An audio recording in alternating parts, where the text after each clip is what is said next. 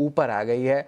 और यहाँ पे जो है कुछ टेक्निकल एनालिस्ट के जो है बाई सजेशंस भी आए हैं। और इम्पोर्टेंटली ये भी बता दूं कि जो एजीएम का रनअप होता है 1.5 से 2 महीने के बीच, वहाँ पे अगर कोई पॉजिटिव इन्फ्लो आया न्यूज़ का या कोई लिस्टिंग के बारे में कुछ बात हुई तो उसके कारण रिलायंस में और अच्छा मोमेंटम देखने मिल सकता है। अभिषेक और मैं डिस्कस भी कर रहे थे कि रिलायंस क्या बॉटम आउट हो गया है, तो थोड़े थोड़े संकेत ज़रूर देखने मिल रहे हैं चार्ट में।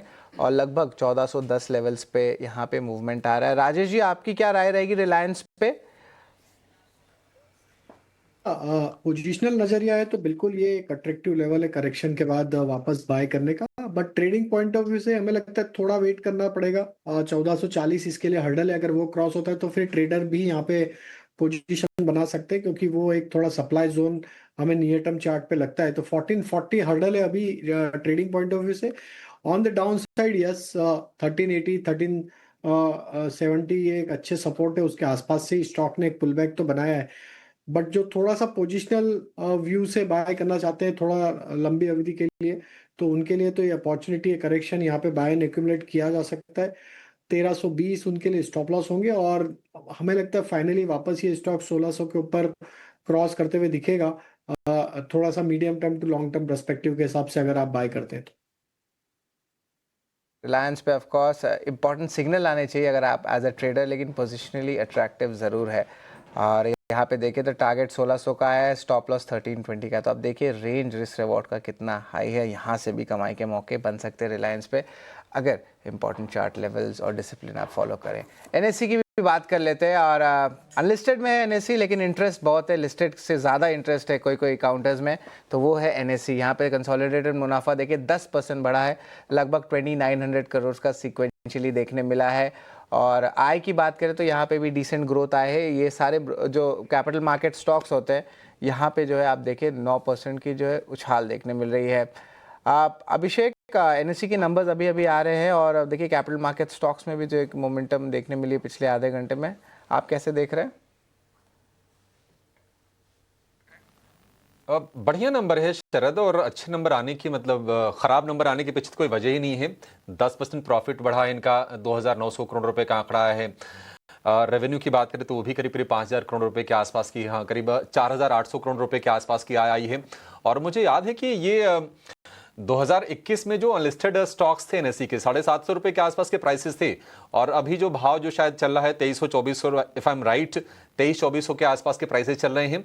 और उस प्राइसेस के हिसाब से अगर आप एनएससी का मार्केट कैप देखेंगे तो अभी तो अनलिस्टेड है, जब लिस्ट होगा तो होगा, देखा जाएगा, लेकिन करीब 5.25 लाख करोड़ रुपए के आसपास का मार्केट कैप है। तो एक डोमिनेंट प्लेयर है एक्सचेंज स्पेस में।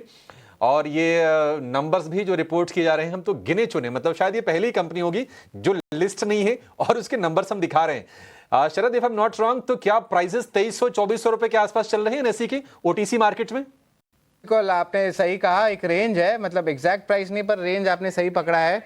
ऑलमोस्ट 2500-2600 तक चले गए थे, फिर थोड़ी सी करेक्शन जरूर हुई, लेकिन अभी भी जो है आप देखें कि डिमांड बहुत है अभिषेक अनलिस्टेड स्पेस में। तो अब इनके जिस तरह आईपीओ आते हैं, कब आता है, टाइमलाइन आता है, उस पर जो है निर्धारित ज़रूर रहेगी। लेकिन ऑफ कोर्स एनएससी जो है बहुत बड़ा जो है बातचीत होता है, बहुत इन्वेस्टर्स भी हैं अनलिस्टेड स्पेस में।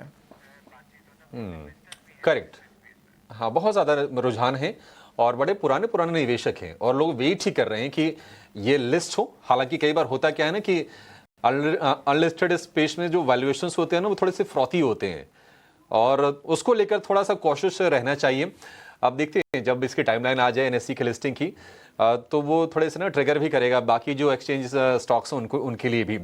लेकिन एक शेयर जिसने आज बढ़िया दमखम दिखाया है और उसके नतीजों का इंतजार भी है वो है एल&टी। 2% ऊपर ये शेयर दिखेगा और आज इनको ना 15,000 करोड़ रुपए के सॉलिड ऑर्डर भी मिले हैं। अगर हम ऑर्डर बुक की बात करें अगर एल&टी की तो 5 से 5.5 लाख करोड़ रुपए की ऑर्डर बुक है और आज एल&टी अपना दमखम दिखा रहा है 2% की अच्छी तेजी के साथ। एक व्यू चाहिए आपसे राजेश जी, एल&टी 3500 रुपए के आसपास फिर से आ गया, तेजी यहां से करनी है क्या? तो देखिए बड़े करेक्शन के बाद आज एक सब्सटेंशियल पुल बैक यहाँ पे बनते हुए दिखा है प्राइस एक्शन में, और जिस तरीके का पुल बैक है स्टॉक अब अपने 200 डे मूविंग एवरेज को निगोशिएट करते हुए दिख रहा है। हमें लगता है यहाँ पे 35-20 इसके लिए इमीडिएट हर्डल है। अगर ये क्रॉस हो जाता है तो यहाँ पे एक शॉर्ट कवरिंग का मूव बन सकता है, जो कि स्टॉक को फिर 3550-3600 की तरफ भी लेके जा सकता है। तो एक ओवरसोल्ड ट्रेजेक्टरी से पुल बैक तो बना है। अभी जिन्होंने भी ऑलरेडी बाय किया हुआ है लोअर साइड पे, उनके लिए सजेशन होगा कि वो स्टॉप लॉस को करीब 3465 के आसपास रखें और पोजीशन होल्ड कर सकते हैं। हमें लगता है जिस तरीके से आज स्ट्रेंथ बनी है ये स्टॉक में, ये अपने रेजिस्टेंस जोन 3520-25 को सरपास करने में कामयाब होते हुए देखने को मिल सकता है। तो हायर टारगेट बन सकते हैं। तो 3465 के स्टॉप लॉस से पोजीशन होल्ड करें।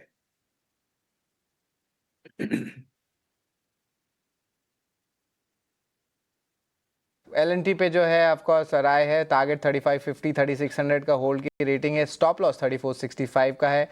आज जो है इनके जो है नतीजे भी आने वाले हैं, तो इस पे भी हमारी नज़र रहेगी। लेकिन दीपक फर्टिलाइजर्स पे नज़र डालिए, स्टॉक 5% ऊपर है। कल हमने